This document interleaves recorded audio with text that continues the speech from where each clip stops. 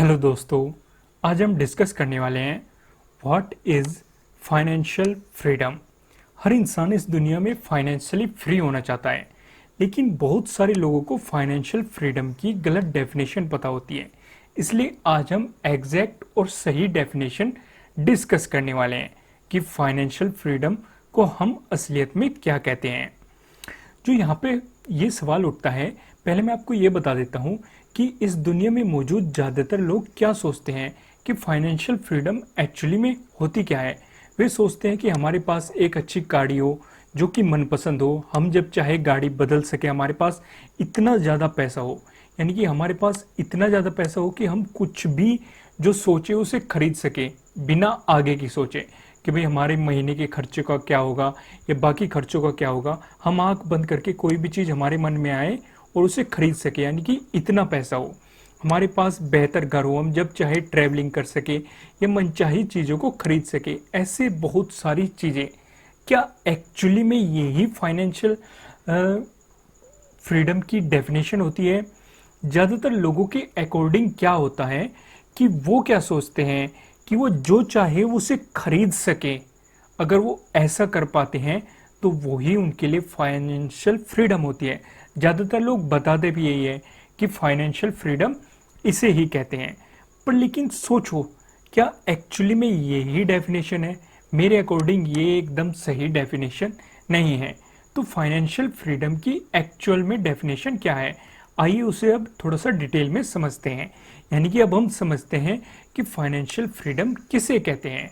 ठीक है, जैसे कि मैं आपको बता दूं कि आपके दो खर्चे होते हैं। एक तो मंथली लिविंग एक्सपेंसेस होते हैं, दूसरे जनरल एक्सपेंसेस होते हैं।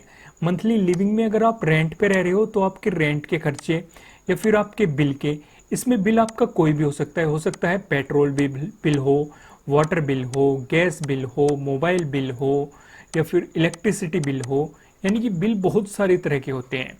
फिर आपका आ जाता है फूड, फिर आपके लिविंग के लिए जो भी होता है, यानी कि बेसिक रिक्वायरमेंट ज़्यादातर लोगों की क्या होती है, रोटी, कपड़ा और मकान।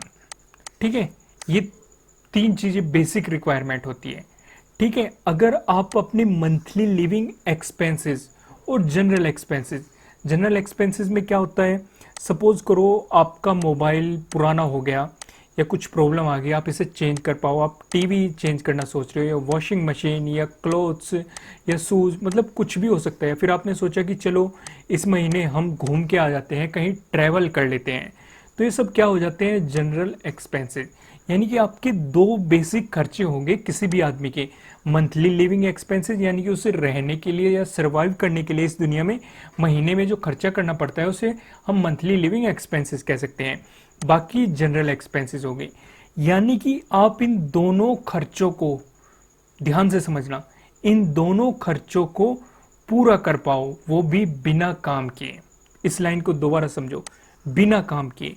यानी कि आपके जो ये दो तरह के खर्चे हो रहे हैं, आप इन्हें बिना काम किए पूरा कर पाए तो आप कह सकते हो कि आप फाइनेंशियली फ्री बन चुके। अब आपके मन में एक सवाल चल रहा होगा कि बिना काम किए पैसे कैसे कमाए जा सकते हैं। ऐसे तरीके हैं कि आप बिना काम किए पैसे कमा सकते हैं। देखो, एक्चुअल में ये एक सही लैंग्वेज नहीं है। बिना काम किए आपको कुछ भी नहीं मिल रहा, यानी कि आपको मतलब कुछ ना कुछ तो करना पड़ेगा। पर लेकिन ये क्या होता है कि आपको वन टाइम मेहनत करनी पड़ती है, यानी कि वन टाइम में आपने कुछ ऐसे सोर्स बना लिए जिन्हें हम पैसिव इनकम सोर्स कहते हैं। अगर आपने वे बना लिए तो आप बिना काम किए ही मंथली आपके अकाउंट में पैसे आ सकते हैं, फिर ईयरली आपके अकाउंट में पैसे आ सकते हैं। हम इस चीज़ को मतलब आगे आने वाली वीडियो में डिटेल में समझेंगे कि पैसिव इनकम दरअसल में होती क्या है। फिलहाल आप ये समझो कि आप फाइनेंशियली फ्री किस इंसान को कह सकते हो।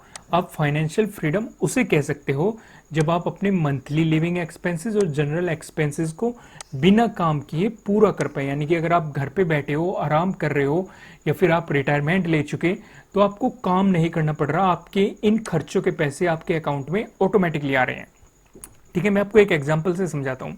मान लेते हैं आपका जो मंथली खर्चा है वो 30,000 रुपये है, तो ईयरली क्या होगा, 3,60,000। ठीक है, मैं एक मिडिल क्लास फैमिली की बात कर रहा हूँ। पुअर फैमिली में शायद लगभग इतने पैसे कमा भी ना पाते हो मंथली में, इनके खर्चे अलग होते हैं। ठीक है, ना ही मैं रिच फैमिली की बात कर रहा, क्योंकि रिच फैमिली के लिए एक बहुत ही नॉर्मल अमाउंट है। मैं एक मिडिल फैमिली की बात कर रहा हूँ। मिडिल फैमिली के लिए 30,000 रुपये बड़े मजे से उनका घर चल जाता है, जिसमें वो अपना अगर रेंट पे रह रहे हैं तो रेंट पे कर सकते हैं, खाना खा सकते हैं, या फिर अपने बाकी के बिल पे कर सकते हैं, और मतलब इसी तरह की बहुत सारी चीज़ें लगभग पूरी कर सकते हैं। 30,000 रुपये में उनके सारी चीज़ें मतलब बड़े ही आराम से बहुत ही अच्छे तरीके से हो जाएगी।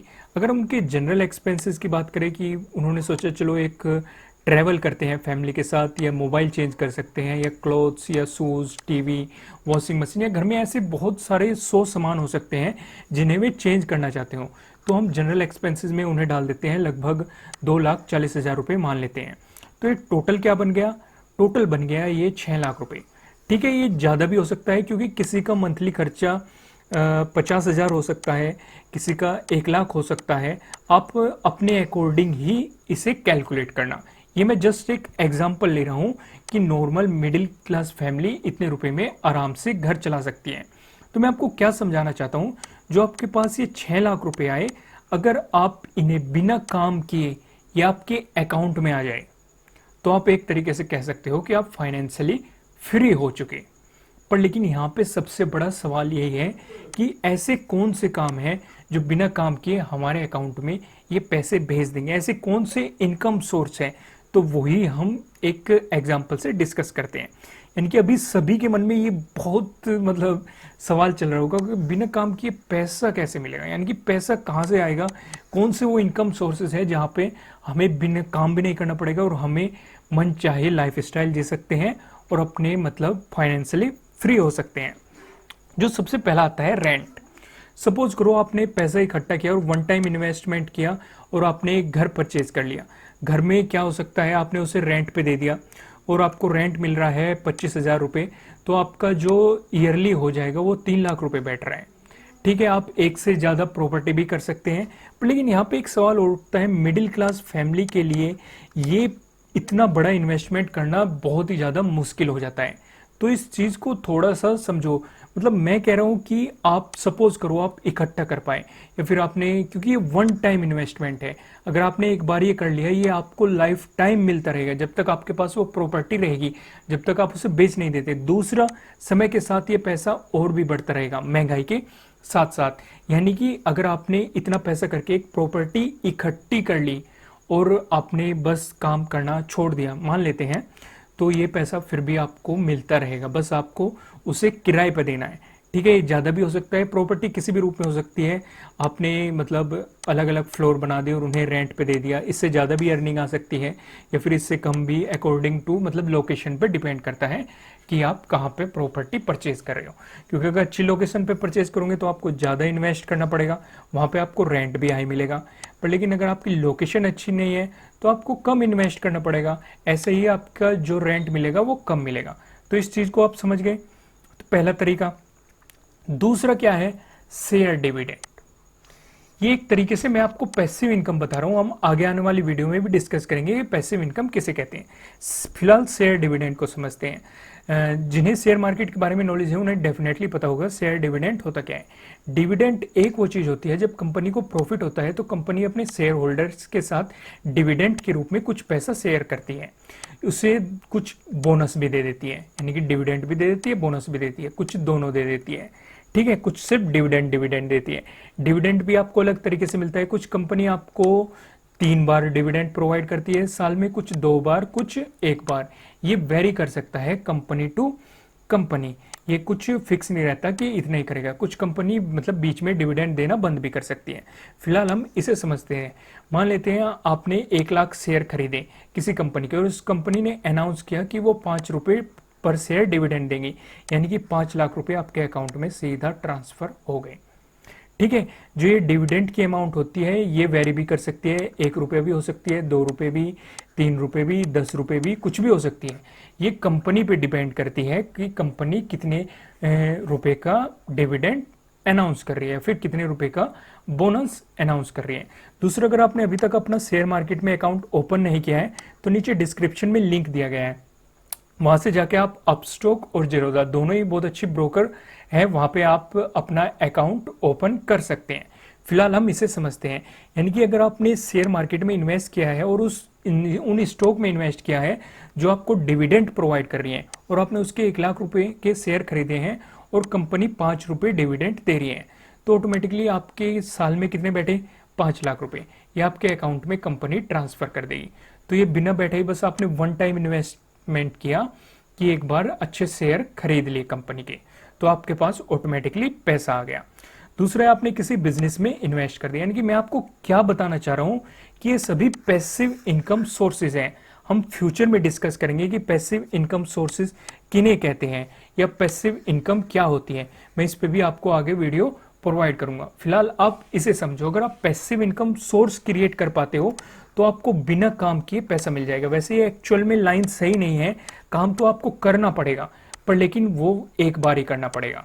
यानी कि आपको प्रॉपर इसी तरह के मतलब मल्टीपल पाइपलाइन बनानी है जहां से पानी का थ्रो हमेशा आता रहेगा। पानी क्या है, पैसा, और ये पाइपलाइन क्या है, ये आपके काम है।